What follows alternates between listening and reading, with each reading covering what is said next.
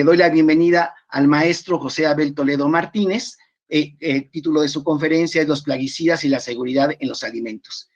El maestro Abel Toledo Martínez, le agradezco mucho que haya aceptado nuestra invitación. Él fue sugerido por la maestra Naité Herrera, que han trabajado juntos, y ella lo admira mucho. Por eso dijimos, esto es también de los nuestros, el gozo por la química y la aplicación. Voy a permitir leer la semblanza del maestro Toledo Martínez. Realizó estudios de licenciatura en agronomía, graduándose como ingeniero agrónomo con especialidad en parasitología agrícola en la Universidad Autónoma Chapingo. Posteriormente realizó estudios de maestría en agronegocios en el Colegio de Postgraduados Campus Montecillo en 2015.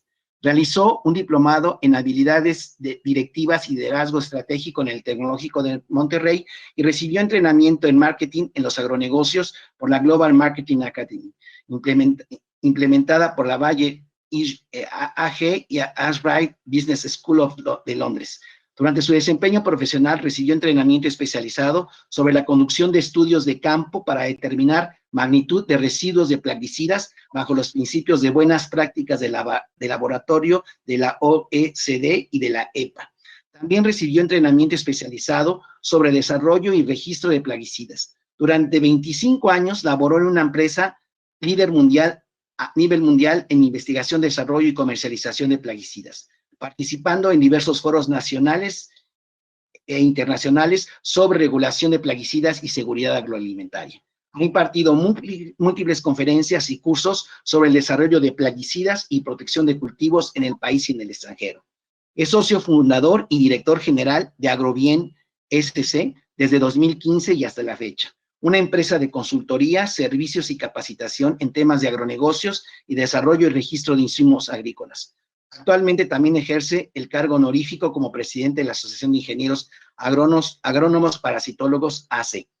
Es un placer porque precisamente lo hemos invitado para una de las cosas más satanizadas de la química, los plaguicidas y todas estas cosas, ¿no?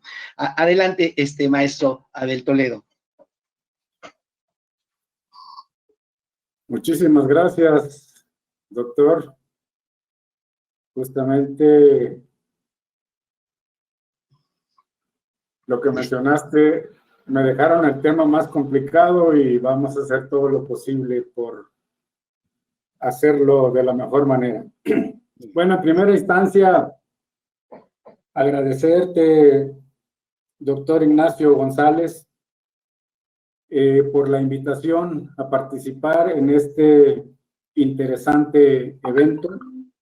Agradecer también a la doctora Violeta Mujica Álvarez y por supuesto a la Sociedad Química de México por este importante evento y felicitar también a la Sociedad Química de México y a la Universidad Autónoma Metropolitana Unidad Iztapalapa por dedicar este esfuerzo en realizar tan importante jornada académica denominada El Desafío del Desarrollo Sostenible y cómo la química ayuda a resolverlo, ciencia para la vida cotidiana. Sin duda,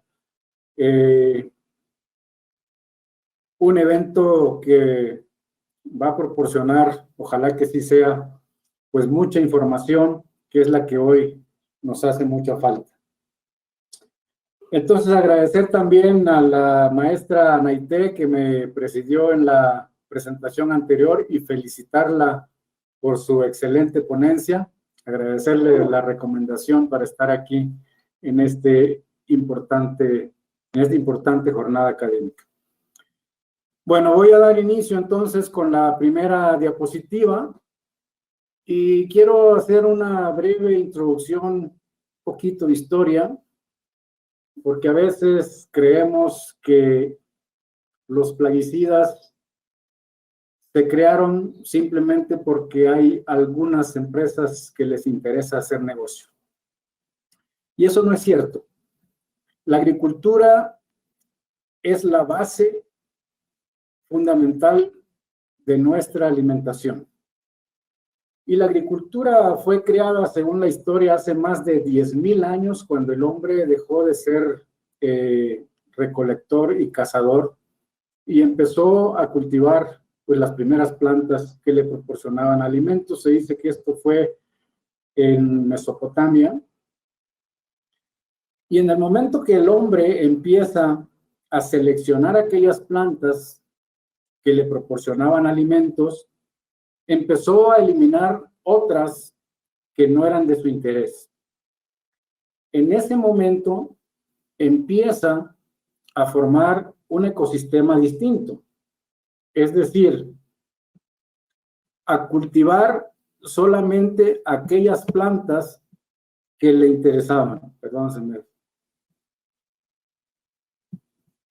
Cuando eso sucede, cuando empiezan a predominar ciertas plantas, los enemigos de esas plantas encuentran un medio favorable y empiezan a reproducirse de manera masiva, y es entonces cuando se convierten en competidores con el hombre, porque también ellos quieren alimentarse de las mismas plantas que al hombre le interesan. Es ahí cuando surgen las plagas, y se dice que el primer insecticida acaricida fue utilizado hace 4.500 años por los sumerios, y fue precisamente el compuesto de azufre para controlar insectos y ácaros. En el año, hace más de 3.200 años, también los chinos utilizaron compuestos mercuriales y arsenicales para combatir insectos, y los persas más tarde, hace unos 2.000 años, utilizaron polvo de piretro para proteger sus granos almacenados. El polvo de piretro se usó solamente en granos almacenados porque su uso en la intemperie con la luz era rápidamente degradado y no tenía efecto. Posteriormente, ya en la historia reciente y hasta el año 1940, se usaron principalmente compuestos inorgánicos y de origen vegetal para el control de plagas y enfermedades. Uno de ellos fue la ampliamente conocida mezcla bordelesa o caldo bordelés, que no es más que la mezcla del sulfato de cobre con la cal, adicionándole agua. Entonces forman la mezcla bordelesa, que tiene propiedades antifúngicas para controlar enfermedades causadas por hongos. En 1939, y ya fue mencionado durante la introducción, el científico Paul Müller descubre las propiedades insecticidas del DDT.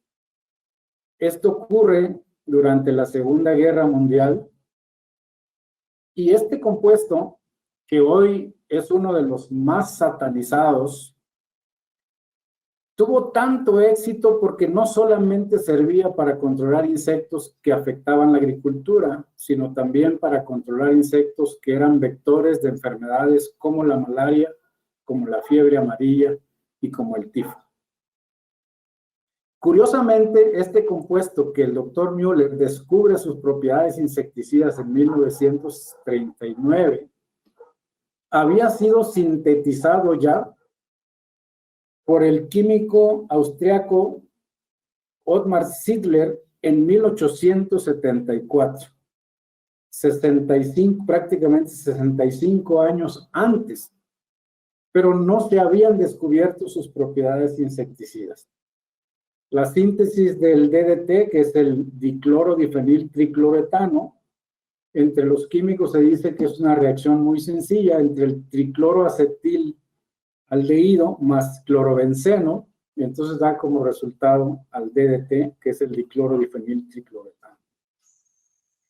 Fue tanto el éxito que tuvo esta molécula durante la década de los 40, que en el año 1948 el doctor Müller recibe el Premio Nobel en Medicina por las grandes contribuciones que tuvo el DDT en salvar millones de vidas al prevenir enfermedades como las que ya mencioné, fiebre amarilla, malaria y tifo. Este acontecimiento trajo como consecuencia que se detonara la investigación en cuanto a plaguicidas de síntesis química y empezaron a producirse muchos otros plaguicidas de síntesis química. Y se empezaron a usar de forma tan masiva, sobre todo el DDT, porque era un compuesto altamente efectivo, controlaba casi todo tipo de plagas, era muy barato y su toxicidad aguda era muy baja, como ya se mencionó, e inclusive se aplicaba directamente sobre las personas porque es de una toxicidad bajísima en forma oral. Sin embargo, su uso llegó a alertar a los estudiosos del ambiente y es así como en 1962 la doctora Raquel Carson publica su libro Primavera Silenciosa. En ese libro la doctora Carson mencionaba que debido a la acumulación de un metabolito del DDT, que es el DDE, diclorodifenildicloroetano, las aves se afectaba su reproducción y entonces el planeta se iba a quedar sin pájaros y de ahí el título de su libro Primavera Silenciosa. Este acontecimiento sin duda logró despertar el interés en los ambientalistas y es así como 8 años después, en 1970, se crea la Agencia de Protección Ambiental en Estados Unidos, que es la EPA, y 2 años más tarde, en 1972, la EPA prohíbe el uso agrícola del DDT. En su momento esto fue motivo de debate, en su momento se dijo que eran cuestiones más políticas que bases técnicas, pero bueno, así se dio, así lo reconoce la historia.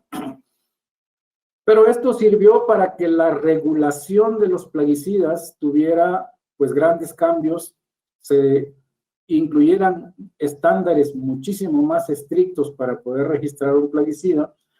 Y en los años recientes, los nuevos plaguicidas que han sido registrados cumplen con todos esos estándares mucho más estrictos y son sustancias mucho más benévolas con el medio ambiente y con la salud de los usuarios y consumidores. Entonces, las plagas, como ya mencioné, han existido desde la misma evolución y la creación de la agricultura. Actualmente, de acuerdo con datos de la FAO, las plagas y enfermedades causan en promedio 40% de las pérdidas de las cosechas en cultivos. Estas pérdidas pueden ser por disminución del rendimiento o deterioro de la calidad. Y también algunos insectos pueden transmitir enfermedades en plantas, así como hay enfermedades que se transmiten por insectos en los humanos, también hay insectos vectores que transmiten enfermedades principalmente de tipo virales.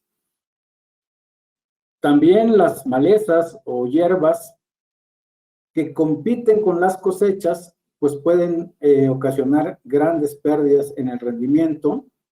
Y hay enfermedades como la que vemos en la fotografía, que es el tizón tardío de la papa causada por un hongo que es Phytophthora infestan, que si no se aplican medidas de control pueden llegar a causar el 100% de las pérdidas. Bueno, debido a esta situación, a esta problemática, los agricultores hoy tienen que buscar diversas formas para proteger sus cultivos, para proteger la salud de las plantas cultivadas. Y en ese contexto, pues se han desarrollado diferentes técnicas para proteger la salud de las plantas. Dentro de las prácticas está la cultural, que son medidas culturales que se realizan para combatir plagas y enfermedades. Están las medidas legales, como son las cuarentenas, para evitar la movilización de plagas y enfermedades de una zona libre a otra. Está el control genético, que es la formación de variedades resistentes principalmente enfermedades. No hay muchos casos de variedades resistentes a plagas, más a enfermedades. Y tenemos también el control biológico, que es el uso de organismos vivos para controlar otros organismos vivos que son dañinos, como es el caso de algunos insectos. Y finalmente, tenemos a los plaguicidas. Y aun cuando lo pongo aquí al final, la realidad es que los plaguicidas todavía al día de hoy es una de las medidas más ampliamente utilizada en México y en muchos otros países. Y ahorita vamos a explicar por qué. Entonces, dependiendo del tipo de plaga, pues se han desarrollado plaguicidas que ayudan a resolver esa problemática. Y el nombre que se le da de acuerdo al tipo de plaga que controla. Por ejemplo, si son insectos, pues han desarrollado insecticidas, ¿sí? Son sustancias que matan insectos. Si son ácaros, pues son acaricidas, sustancias que matan ácaros.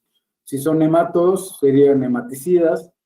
Y si son hongos, son fungicidas, y así sucesivamente. Bacterias serían bactericidas. Y en el caso de los virus, bueno, pues todavía al día de hoy no existen sustancias propiamente que se pueden denominar como viricidas. Entonces tienen que usar otras medidas para poder combatir las enfermedades causadas por virus.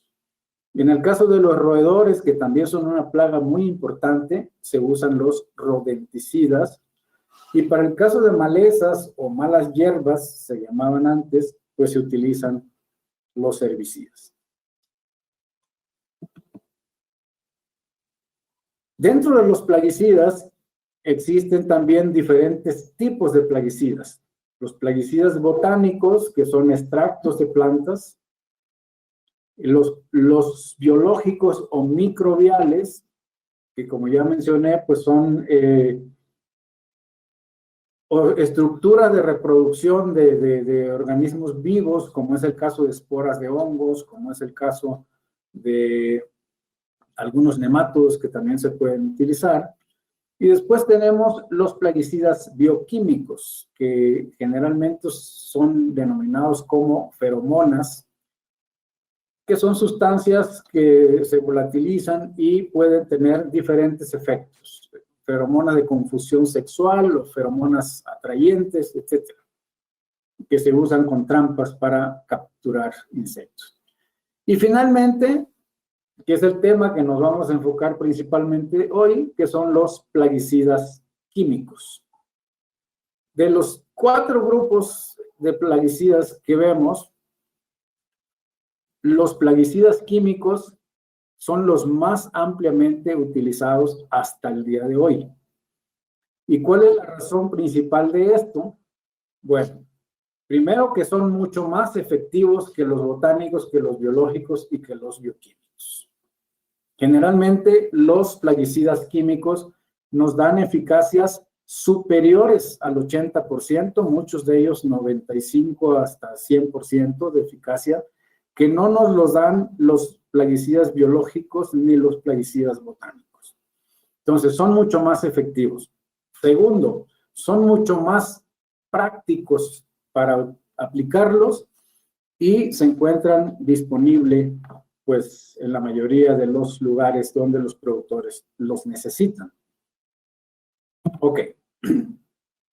Todos los plaguicidas, sean químicos, biológicos, químicos o botánicos, por su clasificación de peligrosidad, requieren de una autorización sanitaria para ser comercializados.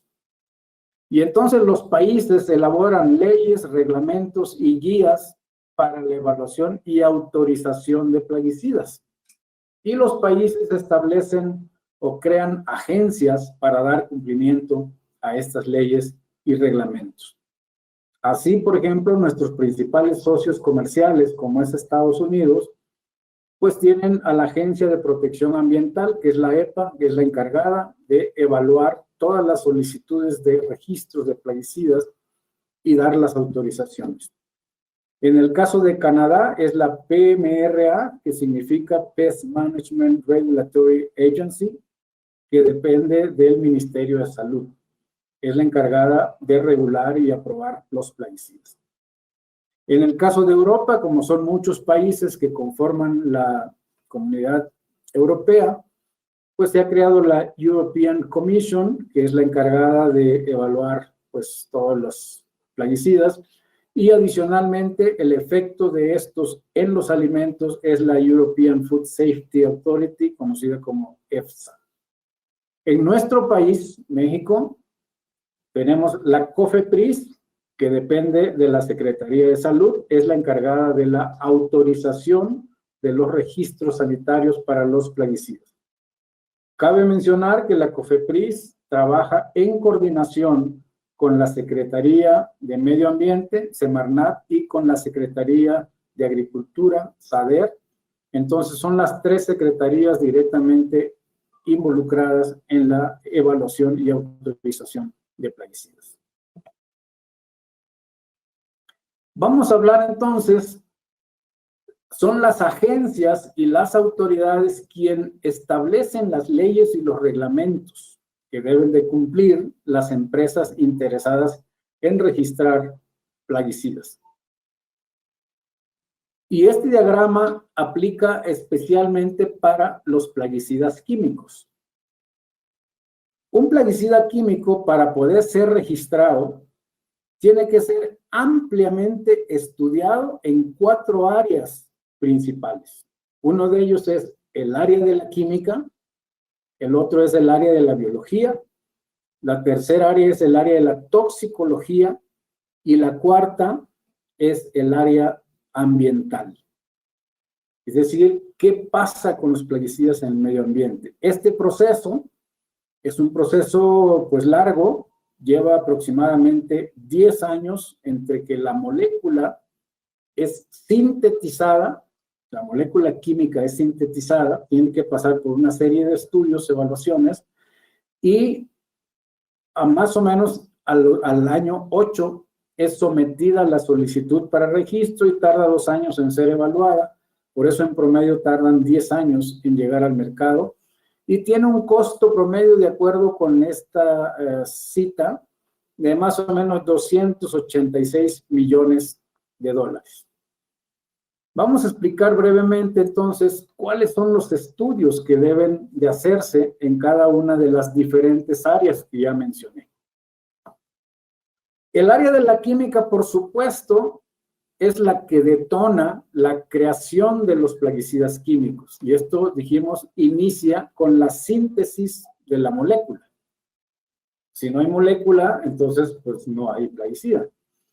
Y en el área de la química se estudian básicamente dos aspectos, 2 partes. Una es el ingrediente activo y la otra es la parte de formulación.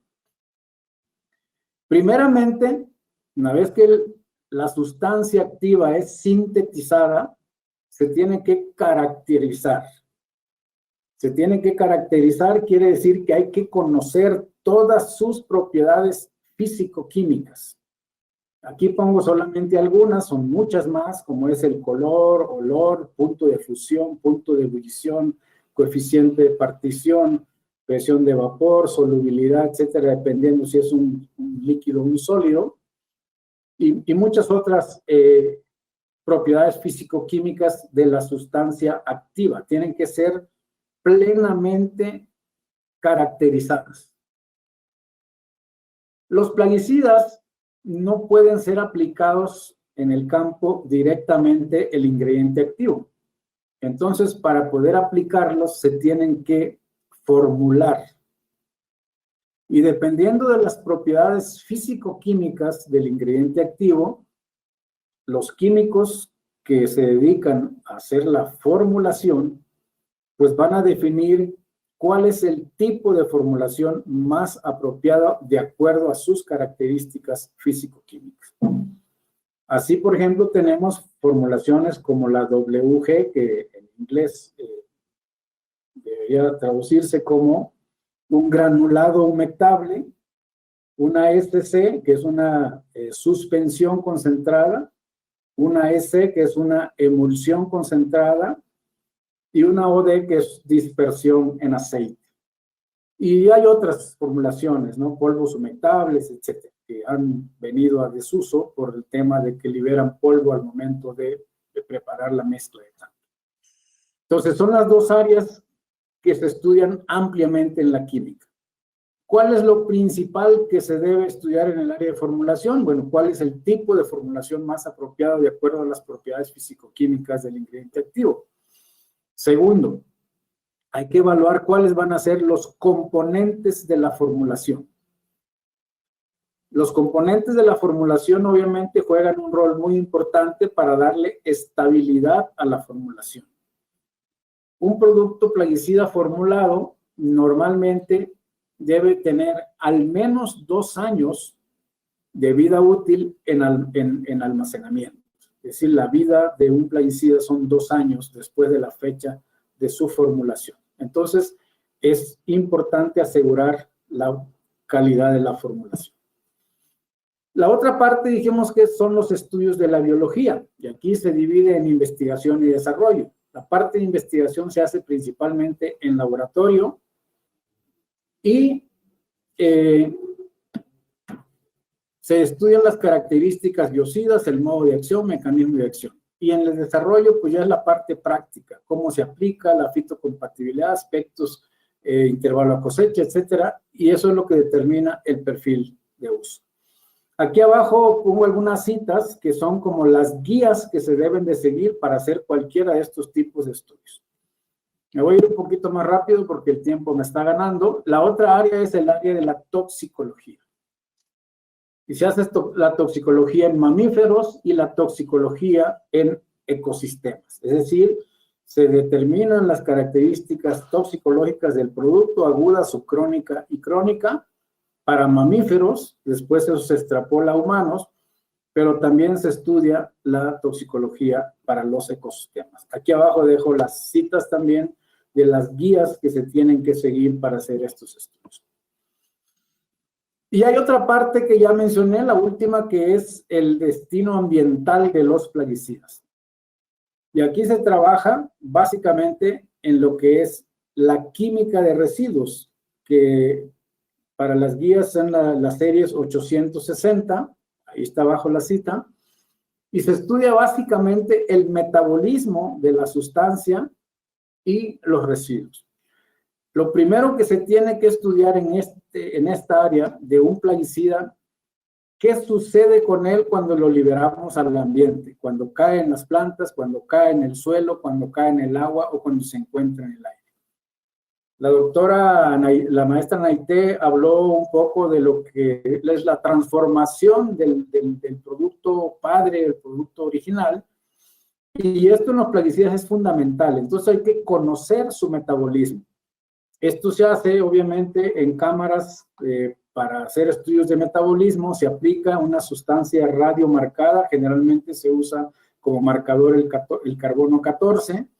Después se cosecha, se pasa por un cromatógrafo para separar los picos y se entiende que cada pico es una sustancia distinta. Después los picos se separan y a través de espectrometría de masa se determina cuáles son esos metabolitos y se caracterizan.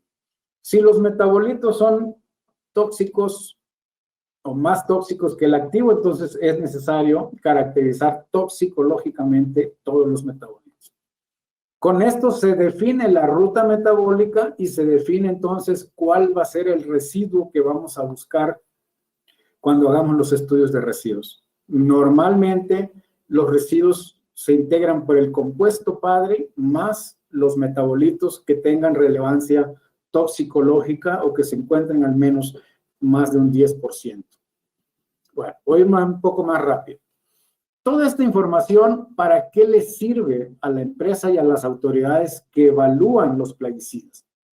Bueno, la decisión de aprobar o no un una sustancia química, se basa en los análisis de riesgo. Y para eso vamos a empezar definiendo qué es el riesgo. Entonces, el riesgo se dice que es la interacción entre un peligro y una exposición.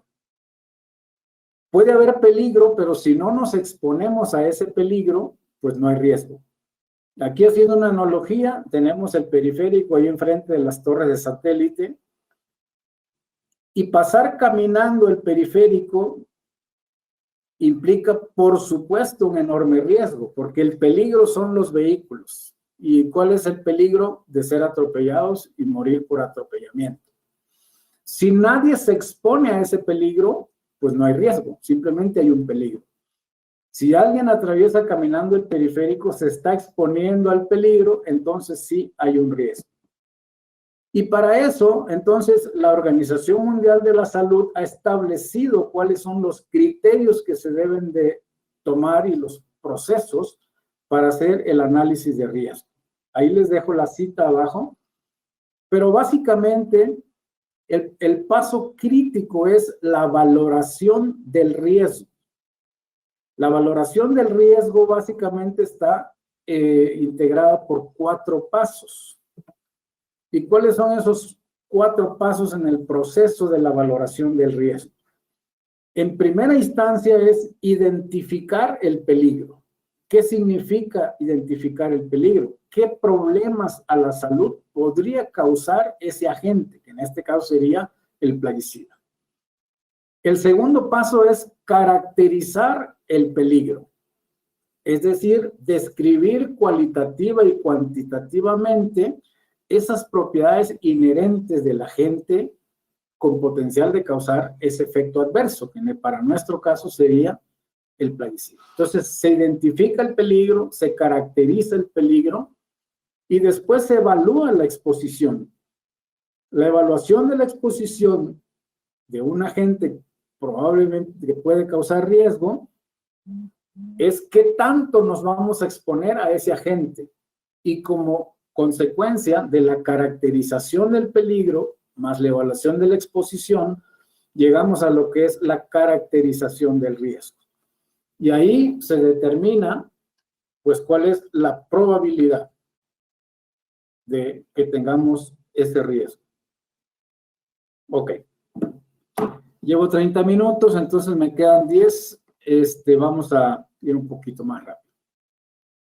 Entonces, se caracteriza el riesgo. Y cuando tenemos caracterizado el riesgo, entonces ya sabemos qué efecto puede tener y en qué porcentaje puede suceder eso. Es decir, ya lo tenemos cuantificado.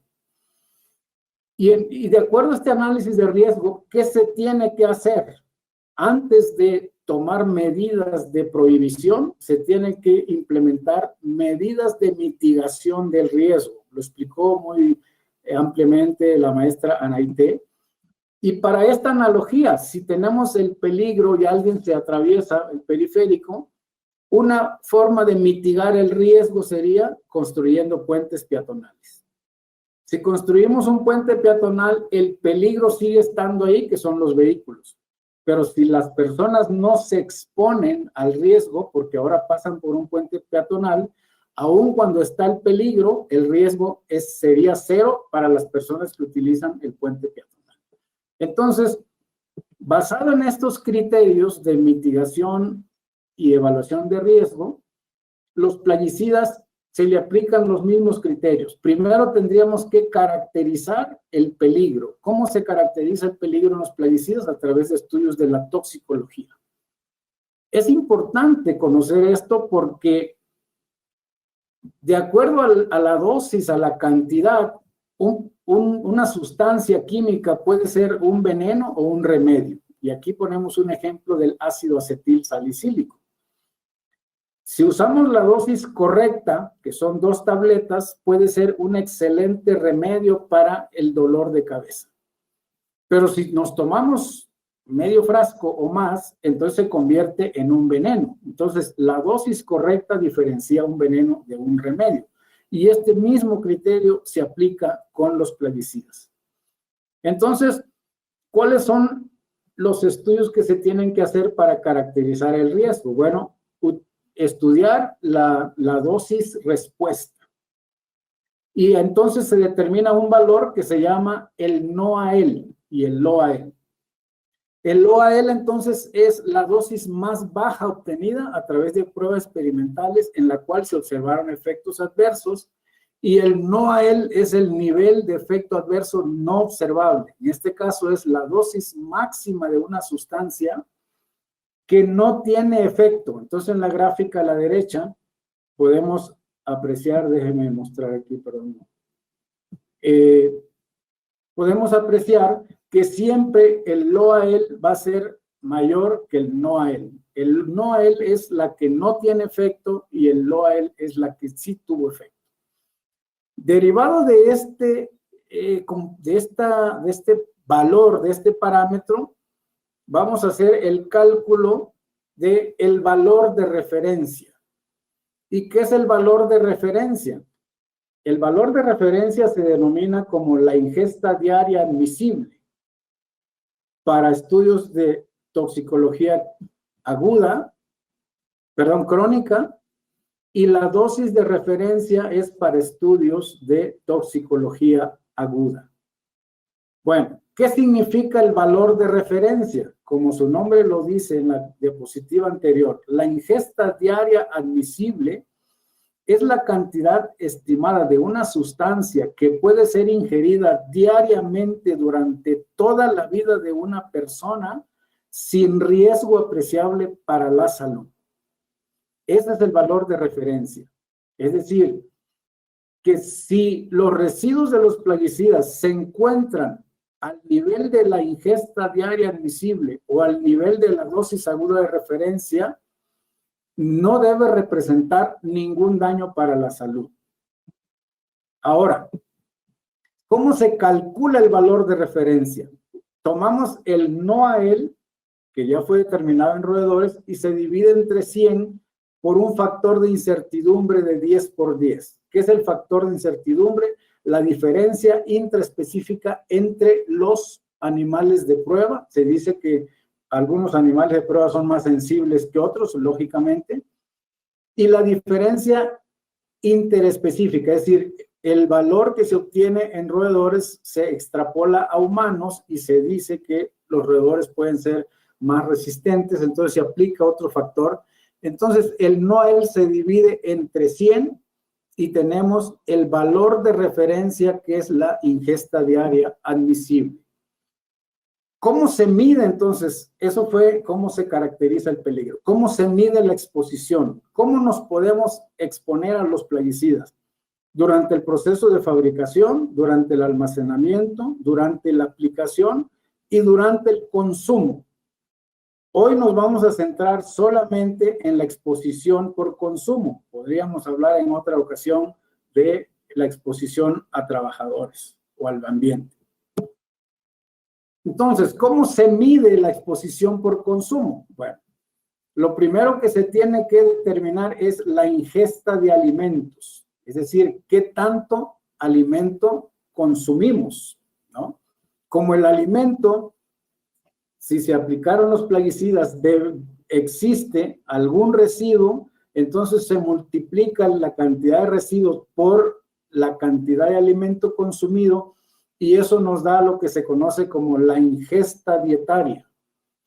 Entonces, las autoridades tienen que establecer límites máximos de residuos permitidos para poder autorizar el uso de un plaguicida. ¿Y qué es el límite máximo de residuos? Es la máxima concentración de un residuo expresado en miligramos por kilogramos que es legalmente permitido o reconocido como aceptable en un alimento. O sea que la autoridad dice, esta es la máxima cantidad de residuos de plaguicida que puede contener un alimento y que no representa un riesgo para la salud de los consumidores. ¿Basado en qué? Basado en análisis de riesgo dietario. ¿Cómo se establecen entonces los límites máximos de residuos? Bueno, de acuerdo a la dosis autorizada, en su peor de los casos, es decir, la máxima dosis, el intervalo más corto entre aplicaciones, el intervalo más corto a la cosecha y el número máximo de aplicaciones, se aplica el producto en el cultivo, se cosecha y se miden las cantidades de residuos que se encuentran ahí. Esos valores que obtenemos en campo, existe un software que es un calculador de LMR, se introducen en ese software y el software automáticamente nos dice cuál es el límite máximo de residuos. En el momento que hemos determinado el valor, todavía no sabemos si ese límite máximo de residuos es aceptable para los consumidores o no. Entonces, ¿qué tenemos que hacer? Bueno, perdón. ¿Cómo se determinan los consumos? Bueno, existen bases de datos aprobadas por la Organización Mundial de la Salud, en donde están los consumos de alimentos dependiendo de los grupos étnicos. Para el caso de México, nos ubican en el mismo grupo con Centroamérica y Sudamérica, y así sucesivamente. Entonces, se deben de tomar bases de datos aprobadas para tomar el consumo de alimentos. Entonces, ¿cómo determinar si un LMR es seguro para la salud de los consumidores? A través de la valoración del riesgo dietario. Entonces dijimos que se tiene que tomar el peligro por la exposición. ¿Cuál es el peligro? Es el NOAEL, del cual se deriva el valor de referencia, que es la ingesta diaria admisible. ¿Cuál es la exposición? La cantidad de ingesta de alimento. Entonces, la exposición por consumo de alimento, dijimos que se calcula en base a las bases de datos, y lo que hacemos para calcular la ingesta dietaria es multiplicar el residuo, que es el LMR que se está proponiendo, por la cantidad de alimento consumido. ¿Ok? Esto nos va a dar como resultado la ingesta dietaria. La ingesta dietaria, entonces, nos está diciendo que es la máxima cantidad que se está consumiendo de acuerdo al consumo de los alimentos con el residuo que pudiera contener esos alimentos. Y el valor de referencia, como aquí lo vemos en la tasa de riesgo, nos indica que es la máxima cantidad que una persona podría consumir durante toda su vida sin ningún riesgo aparente para la salud. Entonces, ¿cuál es el riesgo dietario? Es una relación entre la ingesta dietaria sobre el valor de referencia y la IDA. ¿Eso a qué nos lleva? Que si la ingesta dietaria, que es esta, es igual o menor que el valor de referencia, que sería la tasa completa, los residuos son seguros para la salud de los consumidores. Entonces, toda esta serie de estudios aquí se lo estoy platicando de una manera muy simple, pero es mucho más sofisticado que esto, y las agencias han desarrollado programas, software, procedimientos muy complejos en donde se toman en cuenta todos los factores de riesgo para llegar a esta conclusión. Si el residuo o la exposición que tenemos al plaguicida es seguro para la salud de los consumidores. Con este análisis de riesgo dietario, las autoridades regulatorias deciden si aprueban o no un plaguicida en los cultivos que la empresa registrante está solicitando. De tal manera que siempre y cuando los residuos no superen el valor establecido como límite máximo de residuos, es muy probable que encontremos ahí los residuos, pero lo clave es saber en qué niveles están los residuos en los alimentos. Con eso termino. Muchísimas gracias. Ahí está mi correo y pueden contactarme cuando gusten, y quedo atento para las preguntas. Le agradecemos mucho, maestro Toledo, por su interesante charla, sobre todo por la importancia que tiene todo el proceso que lleva a cabo el registro para la utilización de estos compuestos químicos. Me permito leer las preguntas que han llegado. De acuerdo con los estudios, ¿cuáles considera que los plaguicidas que recomendaría? ¿Por qué? Ay, está como mal planteada la pregunta. Me imagino con la experiencia que usted tiene, ¿qué plaguicidas recomendaría y por qué? Bueno, mire, yo creo que nosotros deberíamos enfocarnos en un manejo integral de la protección de los cultivos. Hoy en día ha habido una polarización bastante fuerte entre la agricultura orgánica, el control biológico, la agricultura agroecológica versus la agricultura tradicional.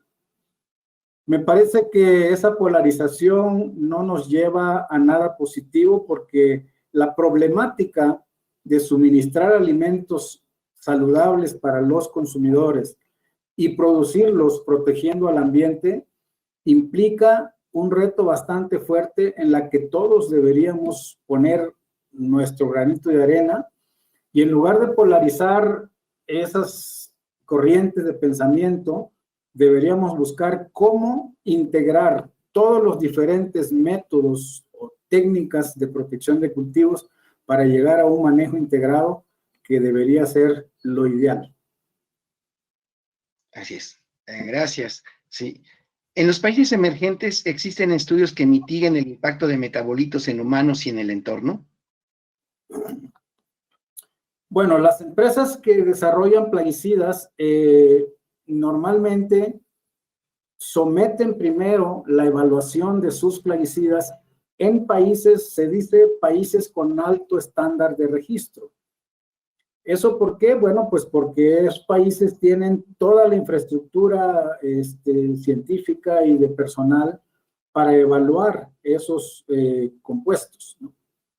Y generalmente, una vez que esos países han evaluado todos los estudios, entonces se toma la aprobación. Aquellos países que no tienen esa infraestructura científica, técnica, para hacer esas evaluaciones, lo que normalmente hacen es esperan a que un país de alto registro lo apruebe y entonces ellos toman las evaluaciones de ellos para aprobar los productos en los países emergentes. Okay. Claro que sí. A lo mejor yo agrego una pregunta en este asunto. Ok, eso todo esto depende de, como dijo usted, en cuánto tiempo y cuántas veces se apliquen estos compuestos químicos en el cultivo, ¿no? ¿Sí? Y entonces es como está en los residuos dentro de toda la producción agrícola. Pero después, en esta parte, aquí viene un conflicto muy fuerte por la que todos los detractores de los productos químicos tienen. Ok, pero entonces muchas de las veces se tiene que controlar cuáles son los residuos para ver si esta aplicación fue adecuada, ¿sí?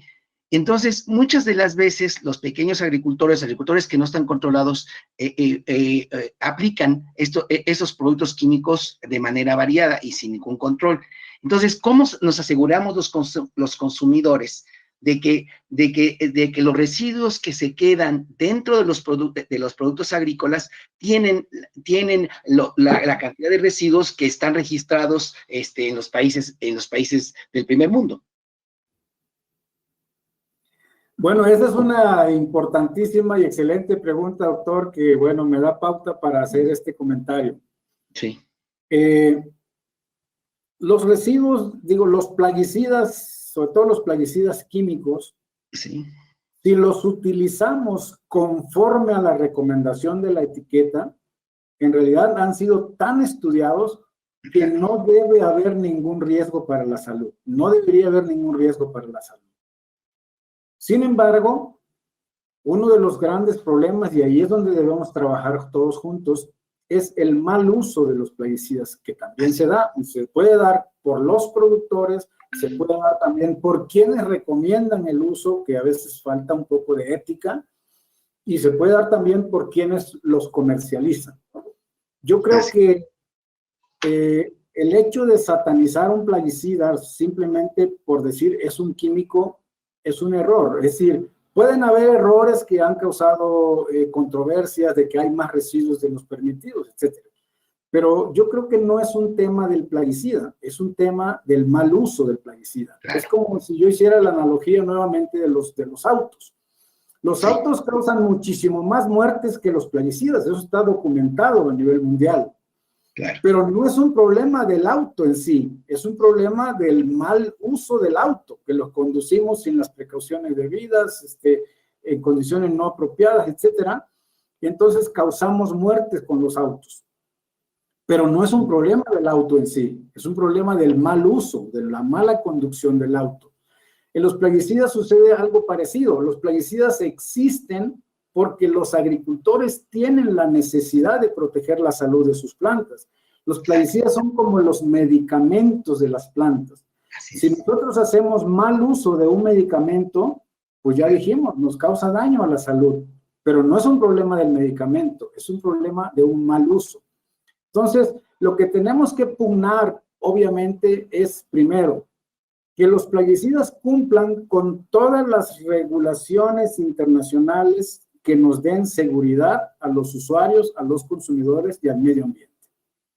Segundo, muchas gracias. Tenemos que pugnar porque se usen correctamente. Y esa es una labor que nos toca hacer a todos, sobre todo los responsables de recomendarlos. Así es, creo que ahí hay una cuestión de cultura, porque precisamente así como usted hizo una excelente exposición de cómo se desarrolla un plaguicida, es como se desarrolla un medicamento, efectivamente. Y entonces creo que sí debemos tener una culturización sobre este asunto. Esto es también un medicamento para las plantas, ¿no? Exactamente, sí. Muy bien, muchas gracias. Otra pregunta, quizá este tema es más adecuado para la pregunta que se hizo en la anterior conferencia sobre los efectos del glifosato y sus efectos al hombre y al medio ambiente. ¿Se tiene que caracterizar el riesgo del glifosato en el hombre y en el medio ambiente? Bueno, el glifosato es hoy por hoy uno de los herbicidas más estudiados a nivel mundial, porque también es uno de los herbicidas más vendidos a nivel mundial. Y hay miles de estudios que se han hecho, en donde cada estudio, depende de cómo se haga, puede dar resultados diferentes. Si uno busca, por ejemplo, solo por poner el ejemplo que tomé hace rato, del ácido acetil salicílico, si uno busca la LD50 oral del ácido acetil salicílico, hay miles de estudios que lo han hecho y hay una variación increíble en los valores. Entonces, así como hay una monografía, y no estoy defendiendo al glifosato, ¿no? Que dice que hay 1000 y tantos estudios que muestran que sí es peligroso para la salud, pues hay 3000 que muestran que no. Entonces, ¿qué se tiene que hacer en este caso? Bueno, seguir el procedimiento de lo que es la evaluación de riesgo. Y si existe un riesgo, entonces ver si es posible mitigar el riesgo. Porque simplemente pensar en solo prohibir, viendo la analogía del periférico, eso equivaldría a decir, a ver, como es un riesgo cruzar el periférico caminando, entonces hoy decreto que los que viven del lado derecho del periférico, ahí se quedan para siempre, y los que viven del lado izquierdo, ahí se quedan para siempre y no pueden comunicarse porque hay un riesgo de que sean atropellados. Pero lo más fácil es mitigar el riesgo. ¿Cómo mitigarlo? A través de un puente peatonal. Entonces, aquí con los plaguicidas o con las sustancias químicas que tienen un riesgo, que tienen un peligro, es lo mismo. Hacer estudios, caracterizar el riesgo y después implementar medidas de mitigación del riesgo. Que yo creo que en el caso del glifosato es lo que ha faltado aquí en México, porque en otros países se han hecho. Hoy el glifosato está utilizado en los socios comerciales de México, Estados Unidos, Canadá, está todavía en Europa. Y claro que hay muchos estudios que muestran que puede causar algún efecto adverso, pero hay que valorar en qué condiciones se da ese riesgo. Bien, gracias. La última pregunta, ¿cuáles son los plaguicidas en el mercado más utilizados y cuáles son las 5 o 10 principales empresas productoras de plaguicidas? Bueno, pues como ya dije, yo creo que el más comercializado en México y a nivel mundial, uno de ellos es el glifosato, pero en general dentro de ese grupo son los herbicidas. Y después vienen los insecticidas y los fungicidas como los principales, ¿no? En el caso, por ejemplo, de los insecticidas, pues hay productos de diferentes tipos de química, como los neonicotinoides, ya productos como los organofosforados, los carbamatos, no se diga los organoclorados, pues están ya siendo retirados del mercado porque hay química mejor, mucho más amigable con el medio ambiente y con los consumidores. Y en el caso de las empresas, ¿no? Cada vez son menos empresas las que desarrollan plaguicidas químicos, y la razón es que cada vez el costo para desarrollar una molécula química nueva es mucho más elevado y es difícil que las empresas puedan cubrirlos. Dije ahí que eran 286 millones de dólares y lleva 10 años. Entonces, hoy, por ejemplo, las principales empresas a nivel mundial que quedan, una es Bayer, que viene recientemente de adquirir Monsanto. La otra es Syngenta, que también viene de haber sido adquirida por China, y la otra sería Corteva, que fue la fusión entre DuPont y Dow, dos empresas americanas, y de ahí vendrían otras como BASF o BASF, empresa alemana, y muchas otras más como FMC. Serían como que las 5 empresas más importantes. Muy bien. Muchísimas gracias, maestro Toledo. Gracias por su excelente presentación. Y después de la presentación y esas preguntas, quisiera hacer una breve conclusión de su participación, por favor. Sí, con mucho gusto. Primero, decir que históricamente, con el uso de la química, pues evolucionó radicalmente el control de los problemas fitosanitarios. Es decir, gracias a la química se han salvado pues las cosechas, se han evitado hambrunas como la que existió hace muchos años en Irlanda por el tizón tardío de la papa. Y es cierto que hoy la química, sobre todo en este tema en particular, los plaguicidas químicos están muy satanizados. Y yo creo que deberíamos, más que satanizarlos, ponerle mayor atención de cómo usarlos correctamente y cómo hacer que los plaguicidas químicos cumplan estrictamente con la regulación que está hoy vigente, y de esa manera busquemos proteger el ambiente y combinar con otras medidas de control, no solamente una, sino hacer un manejo integral. Le agradezco mucho su participación, ha sido un placer y ojalá podamos seguir en colaboración con la Sociedad Química de México. Agradezco y por correo le haremos llegar el reconocimiento a su participación en este asunto. Muchísimas gracias, maestro Toledo Martínez. Gracias, doctor. Sin duda, una alianza entre la agronomía y la química es un camino excelente. Estoy totalmente convencido. Gracias.